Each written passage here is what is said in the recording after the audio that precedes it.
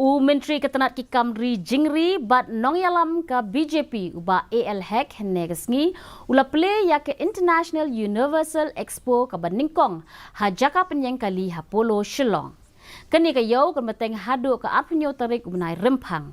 Nolor ke India ki donru ki dukan ki banabari baken thop ya ka Thailand, Bangladesh, Afghanistan bat Dubai.